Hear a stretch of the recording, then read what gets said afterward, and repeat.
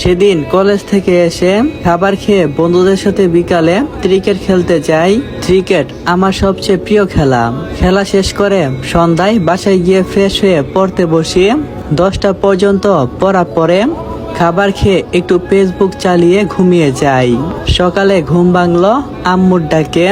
আম্মু বলল, এই সামি আর কত ঘুমাবি? 9টা বাজে উঠ। সামি বলল, 9টা বাজে, আগে বলবো না? আম্মু বলল, তোকে সেই কখন থেকে ডাকতেছি, উঠার কোনো নামগন্ধ নেই। তাড়াতাড়ি উঠ, এখন উঠে ফ্রেশ হয়ে খাবার খেয়ে কলেজে যা। সামি বলল, আচ্ছা, তাহলে আব্বু কই? সামির আম্মু বলল, তোর আব্বু অফিসে চলে গেছে। সামি বলল, আচ্ছা যাও, আমি আসতেছি। তারপর নাস্তা করে বাইক নিয়ে কলেজে চলে যাই। গেট দিয়ে প্রবেশ করে ভিতরে যেতেই মিম আপুর আগমন। মিম বলল, সামি, তোর সাথে আমার কিছু কথা আছে, এদিকে আই। সামি বলল, আচ্ছা চলো। মিম আপু এবার সবার সামনে সামিকে প্রপোজ করে। মিম বলল, সামি, আমি তোকে সেই ছোটবেলা থেকে অনেক ভালোবাসি, প্লিজ আমাকে ফিরিয়ে দিস না।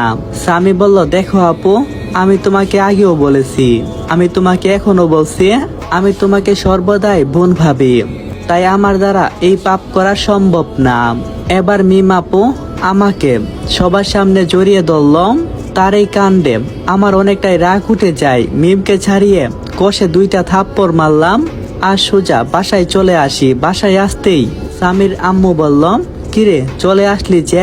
সামি বলল, এমনি ভালো লাগছে না। সামির আম্মু বলল, ও আচ্ছা, তাহলে রুমে গিয়ে রেস্ট নে। আর এদিকে মিমের বান্ধবীরা, কিরে মিম, তোকে এভাবে অপমান করলো? মিম বলল, আমাকে অপমান করা, ওর একটা ব্যবস্থা আমি করব, এ সূর্যে আমাকে তুলতেই হবে। মিমের বান্ধবী বলল, কি করবি তুই? মিম বলল, দেখ না আমি কি করি। এই মিমকে সামি এখনো চিনে না। সেদিন মিম কলেজ থেকে বাসায় গিয়ে ওর বাবা মাকে নিয়ে আমাদের এখানে আসে। আর রাতে যা ঘটলো আপনারা তো সব কিছুই জানেন। সব শুনে আঙ্কেল আর নিজুম বলল। আঙ্কেল বলল, তা এখন কি করতে চাও? সামি বলল, এই তো ছোটখাটো একটা জব, তার সাথে পড়ালেখাটা চালিয়ে যাব। নিজুম বলল, বাবা, ওকে আমাদের কোম্পানিতে চাকরি দাও না। সামি বলল, তা হয় না আঙ্কেল। আঙ্কেল বলল, সামি, আমি তোমার কোনো কথা শুনতে চাই না, তুমি আমার কোম্পানিতে চাকরি করবে, এটাই আমার শেষ কথা। সামি কোনো উপায় না পেয়ে বলল, আচ্ছা ঠিক আছে। আঙ্কেল বলল, আর হ্যাঁ নিজুম ইন্টার সেকেন্ড ইয়ারের পরে, তাই ওর সাথে কলেজে ভর্তি হবে।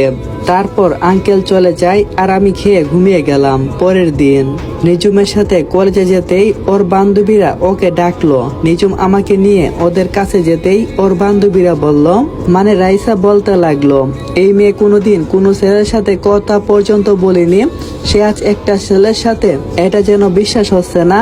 নিজুম বলল, না রে, তেমন কোনো কিছু না, আসলে ও আমার কাজিন আর আজ থেকে এই কলেজেই পড়বে, তাই তাকে সাথে করে নিয়ে আসলাম। তখন তারা বলল, ও তাই বল, আমরা আরো ভাবলাম তোর বিয়ে কিনা। নিজুম বলল, আচ্ছা তোরা থাক, আমি যাই, পরে কথা হবে নে। নিজুমের বান্ধবীরা বলল, আচ্ছা যা। তারপর আমি আর নিজুম চলে এলাম অফিসে। নিজুম বলল, আসতে পারি? স্যার বলল, আরে নিজুম আসো, কিছু হয়েছে? নিজুম বলল, না স্যার, তেমন কোনো কিছুই না, আসলে ও আমার কাজিন, তাই ওকে এই কলেজে ভর্তি করার জন্য আনছি।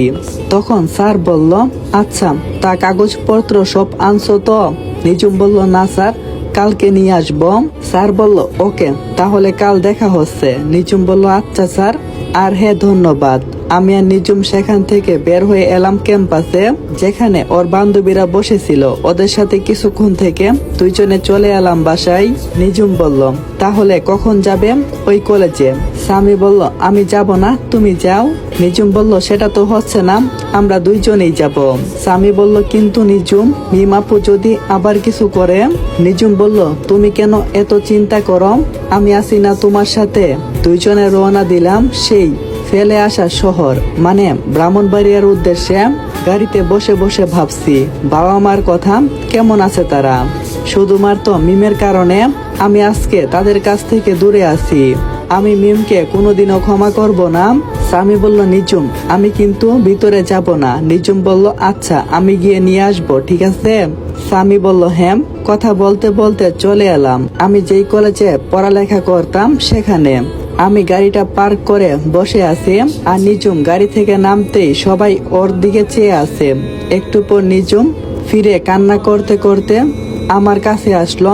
স্বামী বলল, কি হয়েছে নিজুম? নিজুম বলল, কয়েকজন ছেলে আমাকে বাজে কথা বলতেছে। স্বামী বলল, দাঁড়াও আমি আসছি। তারপর নিজুম ওদের কাছে যেতে দেখি ওরা এই কলেজের সভাপতির লোকজন। আমাকে দেখে ওরা, ভাই আপনি এখানে? স্বামী বলল, কেন আসতে পারি না? ওরা বলল, ভাই বলেন আপনার জন্য কি করতে পারি? স্বামী বলল, তোরা এই মেয়েকে কি বলছিস?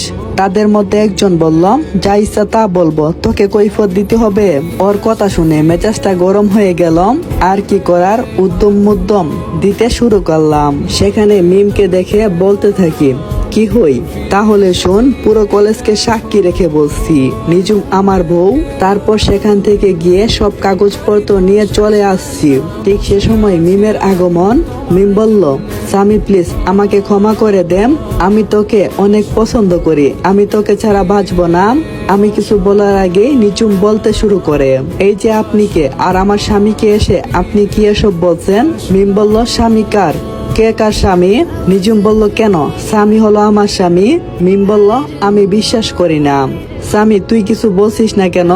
নিজুম বলল, ও কি বলবে, আমরা বিয়ে করছি তাই না বাবু? নিজুমের কথা শুনে আমি আর কথা না বলে থাকতে পারছি না। কোনো মতে বললাম, হে নিজুম চলো, দেরি হয়ে যাচ্ছে। নিজুম বলল, হুঁ বাবু। তারপর সেখান থেকে চলে এলাম গাড়িতে এসেই আমি নিজুমকে বললাম, নিজুম। নিজুম বলল, হ্যাঁ বলো। স্বামী বলল, এটা কি হলো? নিজুম বলল, কোনটা? তখন স্বামী বলল, আমি তোমার কি হই? নিজুম বলল, কেন স্বামী? স্বামী বলল, মানে? নিজুম বলল, আমি যদি তোমার বউ হই তাহলে তুমি তো আমার স্বামী তাই না? তার কথার উত্তরে আমি বললাম,